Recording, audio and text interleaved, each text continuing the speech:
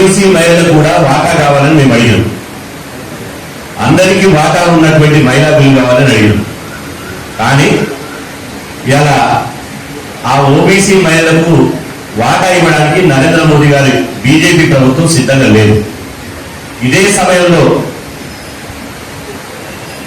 April 30, 2025 తేదీన బీహార్ ఎలక్షన్లు జరుగుతున్నటువంటి సందర్భంలో కూడా ఢిల్లీలో ప్రధానమంత్రి నరేంద్ర మోదీ గారి అధ్యక్షతన కేంద్ర కేబినెట్ సమావేశమైంది. ఏప్రిల్ 30, 2025 మేము దేశవ్యాప్తంగా జరిగేటువంటి జనగణనలో సమగ్ర కులగణన చేపడతాము అని చెప్పింది. అందరు ఆశ్చర్యపోయారు. ఎందుకంటే మేము ఎప్పుడు పోరాడుతూనే ఉన్నాం. కోర్టుకు, సుప్రీం కోర్టుకు మేము కులగణన చెయ్యము, కులగణన చేస్తే దేశం విచ్ఛిన్నమైందని, ఈ కులగణన అడిగేటువంటి డిమాండ్ చేసే వాళ్ళు దేశద్రోహులు అన్నటువంటి బీజేపీ ప్రభుత్వం ఉన్నటువంటి ఇవాళ వెంటనే సుప్రీం కోర్టుకు అఫిడవిట్, రిటర్న్ గా అఫిడవిట్ ఇచ్చినటువంటి కేంద్ర ప్రభుత్వము వెంటనే బీహార్ ఎన్నికల సందర్భంగా ఒక సామాజిక ఎజెండా తోటి బీహార్ ఎన్నికలు జరుగుతున్నాయి కాబట్టి మేము సమగ్ర కులగణన చేపడతాము అని చెప్పి ప్రకటించారు. సరే, సంతోషం. గతంలో మండల కమిషన్ వ్యతిరేకించారు, దేశంలో ఉన్నటువంటి ఏ రిజర్వేషన్ వచ్చినా వ్యతిరేకించారు, ఎస్సీలకు, ఎస్టీలకు, మైనార్టీలకు, బీసీలకు ఏది ప్రయోజనం కలిగేటువంటి ప్రతి దాన్ని వ్యతిరేకించారు. సరే, అప్పుడు ఉన్నటువంటి పరిస్థితుల్లో వ్యతిరేకించారు. ఇలా ఓబీసీలకు మొదటిసారి 27% రిజర్వేషన్ పెట్టినటువంటి బీబీసీ ప్రభుత్వాన్ని కొలగొట్టారు. అదేవిధంగా మనం మండల ఉద్యమం చేపట్టి వాళ్ళు కమండల ఉద్యమం చేపట్టి అద్వాని గారు రథయాత్ర చేశారు. ఇదంతా చేశారు. అయినప్పటికీ మంచి చేస్తామంటే స్వాగతించరు. కానీ కుక్కతో ఒక వంగర అన్నట్టు ఇవాళ మళ్ళీ ఏప్రిల్ 1, 2026 దేశవ్యాప్తంగా జనగణన స్టార్ట్ చేశారు. జనగణన తెలంగాణలో జరిగింది. మనకు అనుభవం 29 రాష్ట్రాలు ఎవరికి అనుభవం లేదు. బీహార్లో జరిగింది, తెలంగాణలో జరిగింది. కులగణన చేస్తే, జనగణన చేస్తే 2 దఫాలు చేస్తారు, 2 దశలను చేస్తారు. మొదటి దశ కుటుంబాలను లెక్కిస్తారు. ఆ కుటుంబాలను లెక్కించేటువంటి క్రమంలో ఏప్రిల్ 1, 2026 నుంచి కుటుంబాల లెక్కింపు ప్రారంభమైంది. కేంద్రం ఒక గెజిట్ నోటిఫికేషన్ విడుదల చేసింది. 33 ప్రశ్నలు ఇచ్చింది. అలా మీకు బర్రెండా గొర్రెండాతో పాటు మీకు రకరకాల వేస్తూ మీరు ఎస్సీ కుటుంబమా, మీ ఎస్టీ కుటుంబమా, లేదా ఇతరుల కుటుంబమా అని అడిగింది. ఇలా అడగవలసిందే ఎస్సీల కుటుంబమా, ఎస్టీల కుటుంబం అని అడగవలసిందే. SC/ST/BC అని పెడితే బీజేపీ ప్రభుత్వం ఏమైనా కూలిపోయిందా? బీజేపీ ప్రభుత్వానికి వచ్చేటువంటి 30 ఉంది. అంటే ఓబీసీ అనే 3 అక్షరాలు పెట్టడానికి బీజేపీ ప్రభుత్వానికి మనసు రాలేదు. అందుకనే నేను మొదలు చెప్తున్నా, అది భారతీయ జనతా పార్టీ కాదు, అది బడుగులకు జూటా పార్టీ, అది భారతీయ జూటా పార్టీ. మొత్తం జూటా మాటలు ఎప్పుడు వాట్సాప్ యూనివర్సిటీ నుంచి ఇవాళ ఒక పశ్చిమ బెంగాల్ ఎన్నికలు జరిగితే ఆ ఎన్నికలు ఎక్కడో సమస్య తీసుకొచ్చి అక్కడున్న పాలకులకు వ్యతిరేకంగా ఒకటి స్టార్ట్ చేస్తారు, ఇంకోటి స్టార్ట్ చేస్తారు.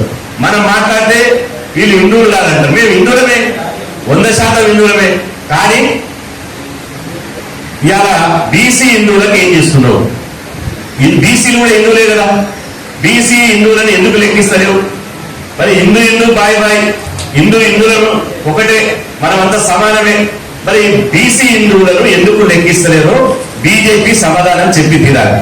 ఇవాళ బీజేపీ పార్టీ దేశవ్యాప్తంగా గత 10 రోజుల నుంచి ఒకటే లైన్ తీసుకుంది, మహిళా వ్యతిరేకులు. మనం బీసీ వ్యతిరేకులు, బడుగు వ్యతిరేకులు, బీజేపీ పచ్చి బీసీ వ్యతిరేక పార్టీ అని. బీజేపీ అంటేనే బహుజనుల ద్రోహుల పార్టీ, బడుగుల మహిళల ద్రోహుల పార్టీ, అదే విధంగా రిజర్వేషన్ల వ్యతిరేక పార్టీ అని మనం ప్రచారం చేస్తామని చెప్పి ఇవాళ దొంగ నడిచినట్టు వాళ్ళే మోసం చేసి కులగణన చేయకుండా డీలిమిటేషన్ ముందుకు తీసుకొచ్చి, అదేవిధంగా ఈ కులగణన అంశాన్ని ఇలా ఒక తెర మీదకి రాకుండా, ఒక ఎజెండాకి రాకుండా దాన్ని కప్పిపుచ్చుకోవడానికి ఇలా జనాగ్రహ సభలు పెడుతున్నారు. అందుకోసమే అంటున్నాం, ప్రొఫెసర్ కోదండరాం సార్, అదేవిధంగా మధుసూదన్ సార్కి చాలా పద్ధతిగా మంచిగా చెప్పారు. కోదండరాం సార్ చాలా మంచిగా చెప్పాడు. మీరు ప్రధానమంత్రి గారు, మీరంటే గౌరవం ఉంది, ఇది వ్యక్తిగతమైనటువంటి సమస్య కాదు, మీకు మాకు వ్యక్తిత్వమైనటువంటి ఘర్షణ లేదు. కానీ ఇక్కడ దేశంలో ఉన్నటువంటి దాదాపు 70 కోట్ల మంది బీసీల ఆకాంక్షలను మీరు గౌరవించడం లేదు. 40 కోట్ల మంది బీసీ మహిళల ఆకాంక్షలను మీరు గౌరవించడం లేదు. మీరు రాహుల్ గాంధీ లేకపోతే ప్రతిపక్షాలు లేకపోతే ఎవరన్నా ప్రధానమంత్రిని విమర్శించినప్పుడు అప్పుడు ఆయన బీసీ అనే పదం గుర్తొస్తారు. నేను బలహీన వర్గాల ప్రధానమంత్రిని, నేను బలహీన వర్గాల మంత్రి ప్రధానమంత్రిని కాబట్టి నన్ను సూటు వేసుకున్నామని విమర్శిస్తున్నారు అంటాడు. మరి నీకు ప్రతిపక్షాలు విమర్శించినప్పుడు మాత్రం నువ్వు బీసీ అనే సూయి ఉంటుంది. కానీ ప్రధానమంత్రి 11 సంవత్సరాలు దాదాపు 12 సంవత్సరాలు కావస్తుంది. 8,362 రోజులు ఆయన పరిపాలించాడు. ఇప్పుడు పాలకుడుగా ఆయన 8,362 రోజులు, ఇవాళ ప్రధానమంత్రిగా 12 సంవత్సరాలు కావస్తుంది. నేను అంటున్న 12 సంవత్సరాల్లో ఒక్కటంటే ఒక్కటి నిర్ణయం నిజంగా ఇందిరా శోభక్ అన్నట్టు నువ్వు ఏ బీసీవా, నిజమైన బీసీవా, ఒరిజినల్ బీసీవా? ఎందుకంటే నేను ఉద్యమ నాయకుడు కాబట్టి అనను, ఆమె కాంగ్రెస్ లో ఉంది బీసీ బిడ్డ అన్నది కాబట్టి నువ్వు ఏ బీసీఓ నిరూపించుకోవాలంటే ఈ 12 సంవత్సరాల కాలంలో కేంద్రంలో ఒక ప్రత్యేక మంత్రిత్వ శాఖ పెట్టవా? పెట్టలేదే. బీసీ రిజర్వేషన్లు జనాభా దామాష ప్రకారం పెంచినవా? లేదే. కేంద్ర బడ్జెట్ లో 74 లక్షలకు మొన్న 80 లక్షల కోట్ల కేంద్ర బడ్జెట్ లో కనీసం 1,00,000 కోట్లు బీసీల కోట్లు కేటాయించినవా? లేదే. సామాజిక రిజర్వేషన్లు ఎస్సీ ఎస్టీ బీసీ రిజర్వేషన్ల పరిమితి 50% సుప్రీంకోర్టు కుదించింది. దానిని ఇవాళ లక్ష్మణరేఖను ఏదైతే విధించారో దాన్ని ఎత్తివేయడానికి ఏమైనా చర్య తీసుకున్నావా? లేదే. మరి ఏం చేసి నేను ఆకలిలోనికి అన్నం పెట్టకుండా బిర్యానీలోనికి పాయసం పెట్టినట్టు వీరు ఈడబ్ల్యూఎస్ రిజర్వేషన్ తీసుకొచ్చారు. ఈడబ్ల్యూఎస్ రిజర్వేషన్లు ఇవాళ రాజ్యాంగ వ్యతిరేకమైనటువంటి ఈడబ్ల్యూఎస్ రిజర్వేషన్ తీసుకొచ్చి బీసీ ప్రధానమంత్రి ఓసీ రిజర్వేషన్ పెట్టారు. ఇంత ఘన చరిత్ర కలిగినటువంటి నరేంద్ర మోదీ గారు రేపు తెలంగాణ పర్యటనకు వస్తున్నారు. బరాబర్ 100% ఇవాళ ప్రధానమంత్రి వచ్చేటువంటి 10వ తారీఖు నాడు మీరు కులగణన మీరు ఇచ్చినటువంటి ఏదైతే కేంద్ర క్యాబినెట్ నిర్ణయం తీసుకుందో ఆ క్యాబినెట్ నిర్ణయాన్ని అమలు చేస్తూ మీరు ఇవాళ హైదరాబాద్ ఎయిర్పోర్ట్ లో దిగగానే ప్రకటించాలి. లేదా మీరు ఢిల్లీలో విమానం ఎక్కే ముందే ఢిల్లీలో ఇవాళ విధానపరమైన నిర్ణయం మేము జాతి జనగణనలో సమగ్ర కులగణన చేపడతాం, బీసీ కులాల లెక్కలు ఇస్తాం, బీసీ కులాల లెక్కల తీసి వాళ్ళ డేటా అధికారికంగా వెల్లడిస్తాం, తద్వారా వాళ్ళ జనాభా దామాష ప్రకారం రిజర్వేషన్ పెంచుతామని చెప్పి మీరు స్పష్టంగా ఢిల్లీలో ప్రకటన చేసి విమానం ఎక్కి హైదరాబాద్ రావాలి. లేకపోతే మాత్రం బరాబర్ 10వ తారీఖు నాడు తెలంగాణ పల్లె పల్లె ఇవాళ వాడ ఎక్కడికక్కడ నిరసన కార్యక్రమం జరపాలి. నల్ల జెండాలు పట్టుకుని, నల్ల బ్యాడ్జీలు ధరించి, నల్ల షర్ట్లు వేసుకొని, నల్ల కండువాలు వేసుకొని ఎక్కడికక్కడ నరేంద్ర మోదీ బీసీలకు ఇవాళ ద్రోహం చేస్తున్నాడు. బీజేపీ బీసీ ద్రోహుల పార్టీ, 100% బీసీలను దగా చేసే పార్టీ, బీసీలను మోసం చేసేటువంటి పార్టీ. ఈ పార్టీని బంగాళాఖాతంలోకి తొక్కి పడేయాలి, దీన్ని ఖచ్చితంగా దీన్ని వ్యతిరేకించాలని చెప్పి ఇవాళ రాష్ట్ర వ్యాప్తంగా తెలంగాణ రాష్ట్ర వ్యాప్తంగా నిరసన ప్రదర్శనలు చేపట్టాలి అని చెప్పి తెలంగాణ ఉన్నటువంటి సంస్థ బీసీ ఎస్సీ ఎస్టీ శ్రేణులకు అదేవిధంగా మళ్ళీ అన్ని రాజకీయ పార్టీలు నేను అప్పీల్ చేస్తున్నా. ఇప్పటికే టిఆర్ఎస్ నుంచి మన్సూర్ చారణ గారు, శ్రీనివాసరావు గారు ఈ నిరసన కార్యక్రమానికి మద్దతు ప్రకటించారు. కాంగ్రెస్ పార్టీ నుంచి గౌరవనీయులు హనుమంతరావు గారు, అదేవిధంగా ఇందిరా శోభన్ గారు ప్రకటించారు. అదేవిధంగా టీజేఎస్ పార్టీ నుంచి కోదండరామ్ చాలా స్పష్టంగా మళ్ళీ ఒకసారి కూర్చొని కార్యాచరణ ఏ విధంగా కొన్ని చెప్పి చేసే ఉంటాయి, కొన్ని చెప్పక చేసే ఉంటాయి, విత్ మీడియా వితౌట్ మీడియా.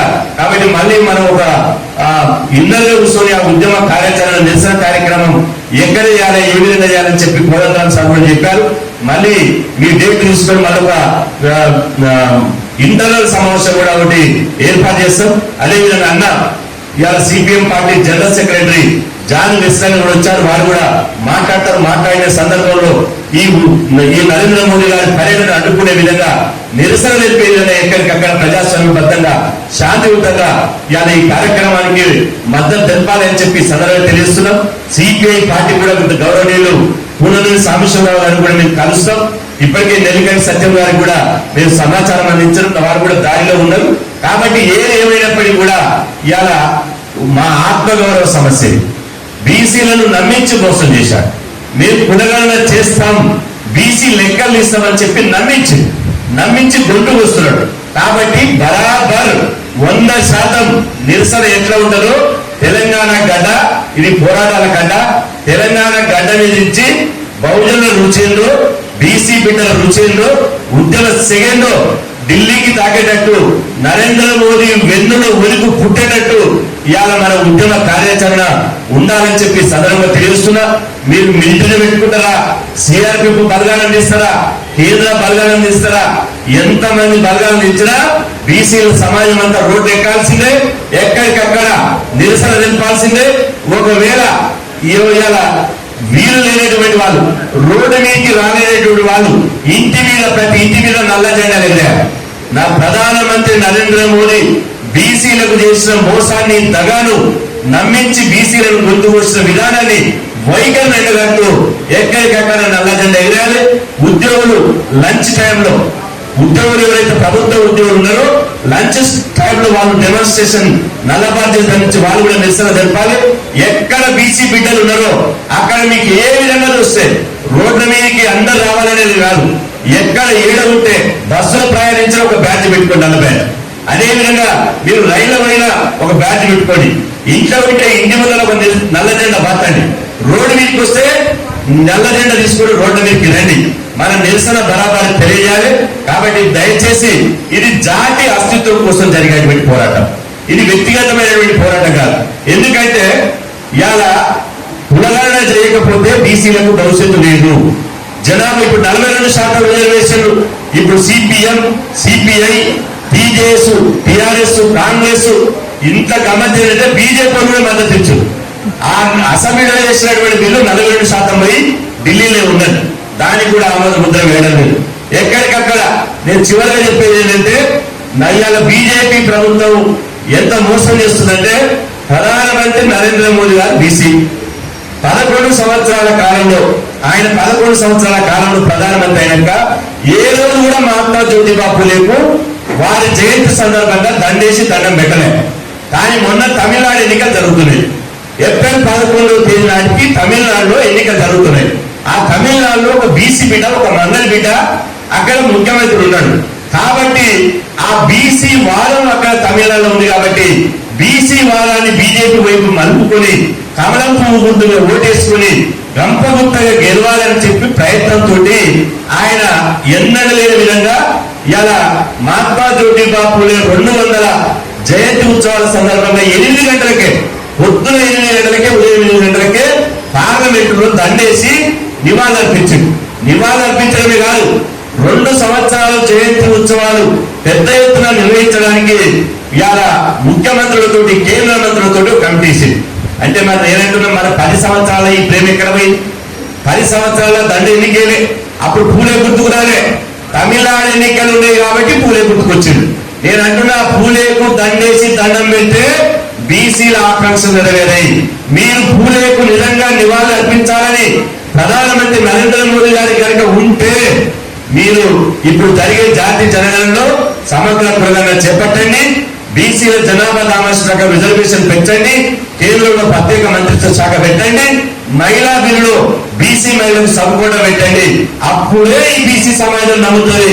లేకపోతే మాత్రం రేపు జరిగేటువంటి 10వ తారీఖు జరిగే నిరసన సెగ ఒక దహనంగా వ్యాపించి ఇక్కడ తెలంగాణ అంటుకొని రేపు 29 రాష్ట్రాలు అంటుకొని 2029లో ఢిల్లీ పీఠానికి ఇవాళ నిప్పు సెగ తగిలి ఈ కేంద్ర ప్రభుత్వం దిగిపోయే వరకు, ప్రధానమంత్రి పదవి పీఠం దిగిపోయే వరకు ఈ ఉద్యమాన్ని నిర్మిస్తున్న ఉద్యమాన్ని దేశవ్యాప్తంగా విస్తరించి పోరాటం చేస్తామని చెప్పి సందర్భంగా తెలియజేస్తున్న అవకాశం ఇచ్చినందుకు ప్రత్యేకంగా ధన్యవాదాలు తెలియజేస్తున్నాం.